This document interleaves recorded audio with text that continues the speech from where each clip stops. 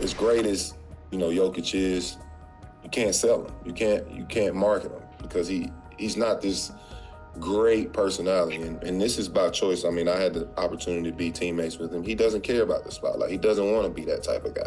Nikola Jokic is constantly receiving backlash for his lack of presence and charisma, and his former teammate believes this is the main reason why he can't be the face of the league. With superstars like Anthony Edwards, Jayson Tatum, and Antetokounmpo, should Jokic work a bit more on his brand? And if not, is the NBA world mad because the bigger picture of the sport is changing?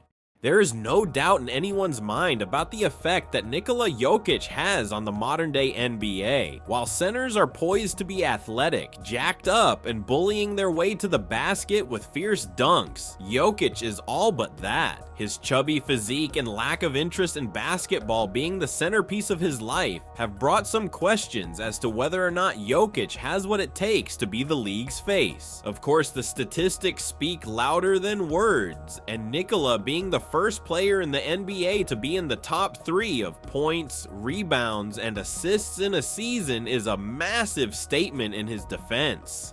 Let's not forget that he is the only MVP in the history of the sport to not play with an all-star, all-NBA, or all-defensive player on the court 10 years after being in the sport. Even Kevin Garnett is better than Jokic in this regard, and Jokic still won a ring with the support staff he has next to him. Still, when it comes to being a face of the league, a lot more is being asked from you. For starters, his former teammate DeMarcus Cousins believes that you need charisma, off-court spotlight, and literally make the NBA the top priority in your life. Elaborating further on this, Cousins said, "You can't be a superstar if you're only known in the States. I don't consider that a superstar. The league is bigger than that. It's a global brand. Once you start having that global impact, you go into that superstar status. I think it's a combination of all those things, charisma as well." When you hear these words coming from a former teammate of Jokic, you do question yourself as to whether or not the arguments are against the Serbian big. Again, he has influenced the sport in many ways with the overall performance on both ends of the court, especially with his playmaking abilities and highly contested shots. But the fact that he hasn't been committed to the sport in his free time and eagerly wants to go to horse races and drink beer while partying is an indicator that the NBA might not be ready to lead with this example. According to Cousins, the personality plays a huge factor in this, as he continued.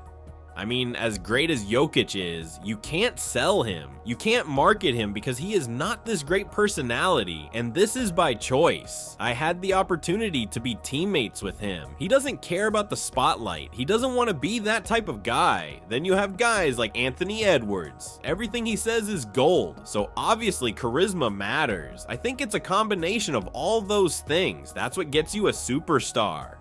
So why are the standards so high? I think we could look at the time when Kobe Bryant and Michael Jordan dominated the sport. They had unconditional love towards the game of basketball, and they knew nothing else. It was at the center stage of everything in their lives, and when you combine it with the slightly flawed lifestyle, you have the perfect recipe for an NBA role model. We've seen it with Anthony Edwards too. His lifestyle has been questionable, but on the other hand, everything he does on the court just sells with ease. On the other hand, the fans of the sport do not completely agree with Cousins. After all, Jokic presents a wave of change in the NBA. There's room for winning an MVP and a championship and still looking after your hobbies and your family. We could be talking about his passion towards horse races and him wanting to constantly run away from basketball duties in his free time, but he is a man who loves his country unconditionally and never refuses an opportunity to play on the international scene. So from this point of view, we need to ask ourselves, are the stats and numbers enough for Jokic to be in the top 10 players in the NBA's all-time list? I think many of us would answer this with ease. Yes, but according to Lou Williams, a former teammate of Jokic, he is not up there just yet.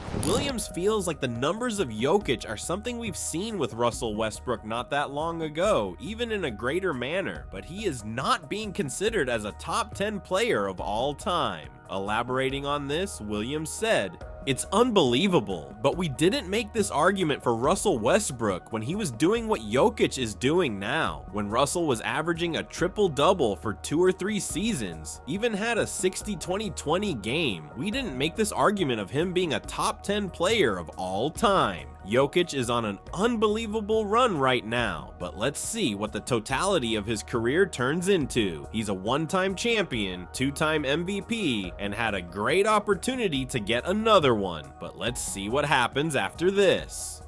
There is one thing that Williams missed when he compared Jokic and Westbrook. Jokic won a ring for his team back in 2023. Westbrook failed to do so even when having 2 superstars next to him, Durant and Harden. On the other hand, in all 3 seasons where Westbrook averaged a triple-double, the Thunder got eliminated in the first round of the playoffs. And when he played for the Wizards and repeated that accomplishment for the 4th time in his career, he was eliminated in the first round of the playoffs. It's one thing to be chasing stats like crazy, but another one to actually convert them into a championship. However, the comparisons do not stop here. We know for a fact that the old heads in the league do not like Jokic's appearance, and it stems from former NBA players. Shaquille O'Neal has been put in the spotlight in terms of whether or not he was a better defender than Jokic. This is when Ron Harper stood up in defense of his former teammate, replying to an ex-post that highlighted the defensive flaws of O'Neal. It's inevitable that these comparisons will be present for a long period of time, especially with Jokic now being in his prime and proving that the narrative can be changed. But to put O'Neal in the category of poor defenders while knowing that he obliterated everyone on both ends of the court is just madness. Let's not forget that Nikola Jokic is yet to receive any major award for his defensive skill set, despite his strong presence on that part of the court. All in all, we need to understand one very important thing. Nikola Jokic's critics won't simmer down anytime soon. Not only that, but they would enhance if he is not able to win a ring, which is something that he might not be able to influence on a bigger scale. Jokic has been loud and clear with his demands. The team needs depth and structural changes if they want to compete for a championship next year. As of now, the front office is yet to prove that, and with all this in mind, do you think that Jokic cannot be the face of the NBA with his presence? And more importantly, where do you think he ranks in the all-time list? Let us know in the comments below, and once you do that, make sure to click on the video that appears on your screen right now.